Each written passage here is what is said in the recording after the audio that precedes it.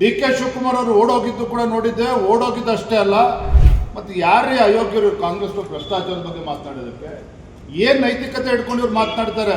ಭೂತದ ಬಾಯಲ್ಲೇ ಭಗವದ್ಗೀತೆ. ನೀವು ನಮಗೆ ಉಪದೇಶ ನೀಡ್ತೀರ? ಹಾಗಾದ್ರೆ ಆಡಿಯೋ ಏನು ಲೀಕ್ ಆಗಿದ್ದಾವೆ, ಏನೇನು ಚರ್ಚೆ ಆಗಿದ್ದಾವೆ, ಯಾವ ರೀತಿ ರಾಜಕೀಯ ಟಾರ್ಗೆಟ್ ಆಗಿದ್ದಾರೆ, ಇವೆಲ್ಲವೂ ಕೂಡ ಬಹಿರಂಗ ಆಗಿದೆ.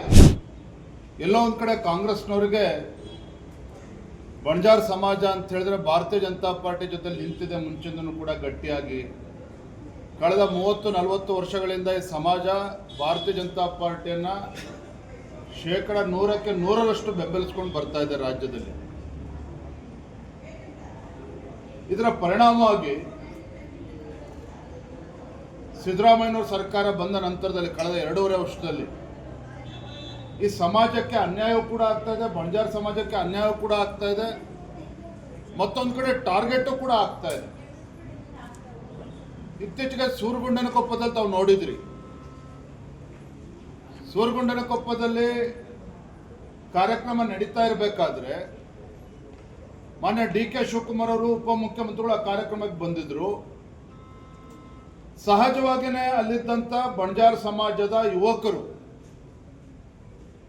ಕಾಂಗ್ರೆಸ್ ವಿರುದ್ಧ ಹರಿಹಾಯ್ದಿದ್ದಾರೆ, ತಮ್ಮ ನ್ಯಾಯಯುತವಾಗಿರುವಂತಹ ಬೇಡಿಕೆಯನ್ನು ಮುಂದಿಟ್ಟಿದ್ದಾರೆ.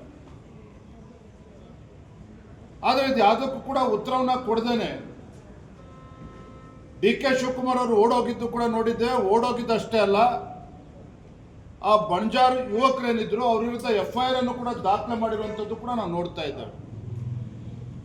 ಯಾಕೆ ಇದೆಲ್ಲವನ್ನು ಕೂಡ ಹೇಳ್ತಾ ಇದ್ದೇನೆ ಅಂತ ಹೇಳಿದ್ರೆ, ನಮ್ಮ ಚಂದ್ರು ಲಮಾಣಿ ಬಗ್ಗೆ ಏನು ಇವತ್ತು ಚರ್ಚೆಗಳು ನಡೀತಾ ಇದ್ದಾವೆ, ಅದು ಏನಾಗಿದೆ, ನ್ಯಾಯಯುತವಾಗಿ ಅವರು ಎದುರಿಸ್ತಾರೆ, ಶಾಸಕರಿದ್ದರೆ ಎದುರಿಸ್ತಾರೆ.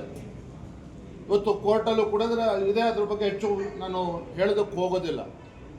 ಆಡಿಯೋ ಏನು ಲೀಕ್ ಆಗಿದ್ದಾವೆ, ಏನೇನು ಚರ್ಚೆ ಆಗಿದ್ದಾವೆ, ಯಾವ ರೀತಿ ರಾಜಕೀಯ ಟಾರ್ಗೆಟ್ ಆಗಿದ್ದಾರೆ, ಇವೆಲ್ಲವೂ ಕೂಡ ಬಹಿರಂಗ ಆಗಿದೆ. ಆದರೆ ಒಂದಂತೂ ಸತ್ಯ, ಈ ಕಾಂಗ್ರೆಸ್ ಸರ್ಕಾರ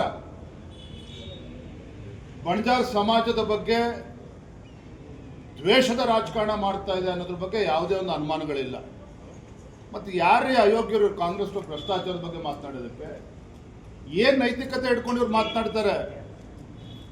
ಯಾವ ಪ್ರಿಯಾಂಕಾ ಖರ್ಗೆ ಹೊತ್ತೇನೋ ಭಾಷಣ ಮಾಡ್ತಾ ಇದ್ದಾರೆ ಭ್ರಷ್ಟಾಚಾರದ ಬಗ್ಗೆ, ಮುಖ್ಯಮಂತ್ರಿಗಳು ಉಪಮುಖ್ಯಮಂತ್ರಿಗಳು ಏನು ಮಾತನಾಡ್ತಾ ಇದ್ದಾರೆ? ಭ್ರಷ್ಟಾಚಾರದ ಬಗ್ಗೆ ಮಾತನಾಡ್ತಕ್ಕಂಥ ಯೋಗ್ಯತೆ ಕಾಂಗ್ರೆಸ್ನವ್ರಿಗೆ ಏನಾದ್ರು ಇದೆಯಾ? ಹಾಗಾದ್ರೆ ಮುಖ್ಯಮಂತ್ರಿಗಳಾಗಿ ಮೊದಲ 6 ತಿಂಗಳಲ್ಲೇ ವಾಲ್ಮೀಕಿ ಅಭಿವೃದ್ಧಿ ನಿಗಮ ಹಗರಣ ಆಯ್ತಲ್ಲ, ವಾಲ್ಮೀಕಿ ಸಮುದಾಯದ ಅಧಿಕಾರಿ, ಪ್ರಾಮಾಣಿಕ ಅಧಿಕಾರಿ ಆತ್ಮಹತ್ಯೆ ಮಾಡಿಕೊಂಡ್ರಲ್ಲ, ತಮ್ಮ ಮಂತ್ರಿ ರಾಜೀನಾಮೆ ಕೊಟ್ರಲ್ಲ, 100 ಕೋಟಿ ಪರಿಷ್ಠ ಪಂಗಡಕ್ಕೆ ಇಟ್ಟಿರ್ತಕ್ಕಂಥ ಹಣವನ್ನ ತೆಲಂಗಾಣ ತೆಗೆದುಕೊಂಡೋಗಿ ಚುನಾವಣೆ ಬಳಸಲಿಲ್ವ? ಹಾಗಾದ್ರೆ ಪ್ರಿಯಾಂಕಾ ಖರ್ಗೆ ಇಲ್ಲ ಅಂತ ಹೇಳಿ, ಹಾಗಾದ್ರೆ